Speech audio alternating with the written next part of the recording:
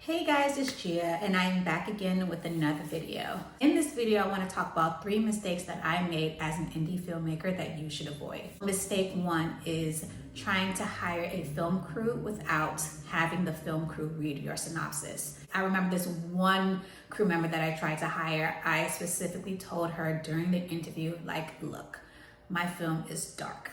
It is a dark film. Are you sure you're going to be able to do this film? She was like, yes, I'll be able to do the film. Just send me over your synopsis so I can read it. The interview went great. I was so positive that she was going to accept the role. After the interview, I sent her the synopsis, and then I believe it was like the next day, she was like, hi Gia, unfortunately your film is too dark. And I'm looking at this girl like, are you serious? That's what I told you during the interview. And I remember that I reiterated to her over and over and over, probably over like 3 times, like, look, this is a dark film. And then for her to say, hey, it's too dark, I'm like, what? Definitely when you are in the process of hiring your film crew, before you do any type of interview, send them over your synopsis and then have them get back to you and say, hey, yes, I would like to proceed with the interview, just so that nobody's time is wasted.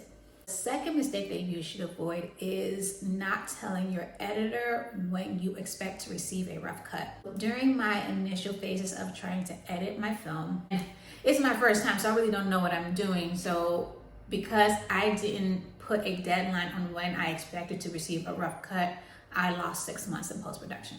Please don't do what I did. When you have an editor, tell her this is the deadline that I expect to receive a rough cut. So that way things are just clear. Third mistake that I made that I want you to avoid is making sure that the editor that you hire is coming onto your project knowing that she or he is going to make an unlimited amount of revisions. Why do I say that? I say that because there was an instance where I hired an editor, and during her contract, she said, I'm only going to do 6 revisions. When I told my director that, she was like, what? 6 revisions? No, you need at least like 20 to 22 revisions, or expect 20 to 22 revisions on a project. Long story short, I had to let that editor go, but always, whenever you're hiring an editor, you need to make sure to clarify to that editor that if they're coming onto the project, you're going to edit as many times as possible until we get the final product.